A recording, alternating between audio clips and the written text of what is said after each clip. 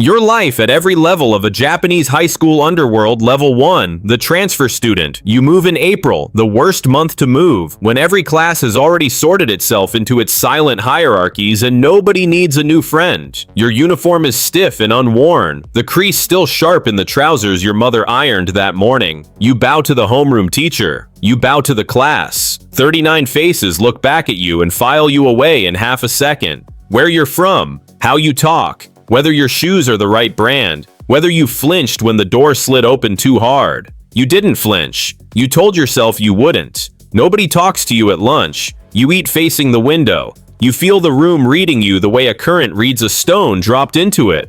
Ripples, then stillness, then someone deciding what to do about you. By the third day, you understand that this classroom is not a classroom. It is a small country with its own borders. The window seats belong to one group. The back row by the lockers belongs to another. The corridor outside the gym is neutral ground until it isn't. You don't know the treaties yet. You are about to learn them the hard way, because someone is already deciding whether you're a citizen, a subject, or prey. Level 2, the one who gets tested. It starts small, the way it always does. A shoe goes missing from the Genkin rack and turns up on the roof. Someone borrows your lunch money and forgets to give it back, and forgetting becomes a routine, and routine becomes an arrangement nobody asked you to agree to. You learn the vocabulary of it, the light laugh that isn't a joke, the group message you're added to and then quietly removed from, the seating chart that always somehow puts you next to the same boy who likes finding reasons to bump your desk. You have a choice you don't recognize as a choice yet. You can report it and be marked forever as someone who reports things. You can absorb it and hope it plateaus. Or you can find a way to become useful to the people doing it, which is the option nobody tells you about but everybody eventually discovers. Because usefulness is the only currency this economy accepts. You start doing small favors, covering for someone's cut class, passing a note between two people who aren't supposed to be talking. You don't ask what it's about. That's the correct answer. Level 3, the one who belongs to something. You have a group now. It didn't happen with a ceremony, just an accumulation. The same 3 boys waiting for you by the bike racks. The same seat saved at the back of the classroom. A group chat with a name that's half joke, half declaration. You are, technically, a delinquent now. In the specific Japanese sense the word carries. Not a criminal exactly, but someone who has stepped outside the tracks the school lays down for good students. Someone the teachers watch a little differently in the hallway. You skip class sometimes, not because you don't care about your future, but because caring about your future stopped feeling like something available to you the day you got sorted into this group instead of another one. You learn the rules of your new country. Seniority matters enormously. A second year outranks a first year by definition, not merit. And merit is something you earn on top of that, slowly.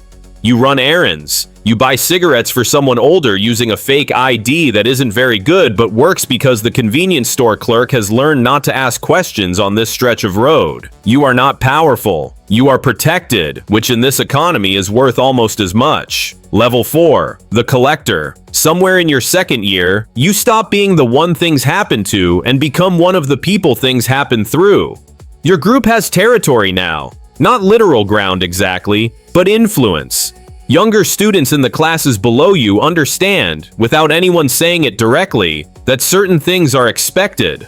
A little money moves, not much, never enough that a parent would notice it missing from an allowance, which is the whole design of it. Small enough to be beneath the threshold where an adult would intervene, large enough to matter to a 14-year-old. You are the one who has these conversations now. You've gotten good at the specific tone required. Not threatening exactly, just informing someone of an arrangement that already exists and that they are now aware of. Most of these conversations end quietly, with the other student nodding and understanding and the matter never coming up again. You tell yourself this is manageable, contained, a school problem and not a real one. You are aware, distantly, that this is the story every enforcer in every hierarchy tells himself, and that awareness doesn't stop you.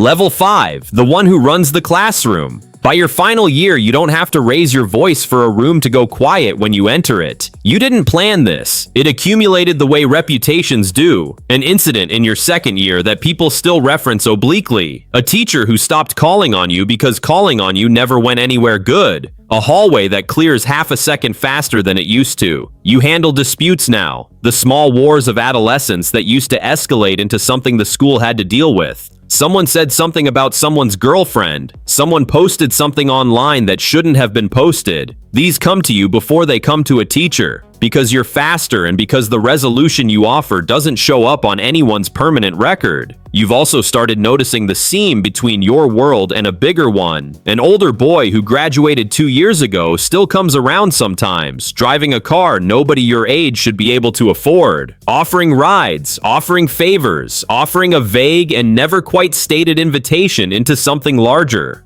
You understand, without being told directly, that groups like yours are sometimes a recruiting ground, a farm system for something with real stakes attached, and that some of the boys in your class have already had quiet conversations you weren't invited to. Level 6, the one who gets the offer. The older boy's name is one you've heard before, always at a slight distance, always with a certain care in how people said it. He is, unofficially, connected to a group that operates out of a few establishments near the station. The kind of adult business your teachers gesture vaguely toward when they warn you about bad influences without ever using specific words. He offers you something. Not membership exactly, nothing that formal, but a role. Deliver something occasionally. Hold something occasionally. Don't ask what it is. You already know the correct answer to that question because you learned it years ago in a different, smaller version of this same economy. The money is real this time, not lunch money real. You start understanding how this actually works. How a school hierarchy that felt like the entire world at 15 is actually just the first floor of a much taller building, and how the skills that made you someone people didn't cross in a classroom are exactly the skills this next floor is looking for. You are 17. You have a college entrance exam in 8 months that you have stopped thinking about very much. Level 7, the one who has to choose. Something happens that you will not describe to anyone, ever, in detail. A night that started as a simple errand and became something with police involvement, though not, in the end, involvement that reached you directly. A boy from a rival group ends up in a hospital. Nobody names you in anything official, but you understand, in the specific silence that follows, that you have crossed from a world where consequences were suspensions and stern conversations with homeroom teachers into a world where consequences are actual prosecutors and actual sentences, and that the older boy who recruited you has a lawyer on retainer and you do not. This is the fork in the road that the story never shows you in advance. Some of the boys you came up with keep climbing, deeper into the older group, further from any exam, any diploma, any version of adulthood that looks like the one their parents imagined. Some of them, quietly, terrifiedly, step back. You are one of the ones who steps back. Not because you're braver than the others, but because something in that hospital waiting room made the arithmetic suddenly, viscerally real in a way it hadn't been when it was just money and status and a car you got to ride in sometimes. Level 8, the one trying to get out clean.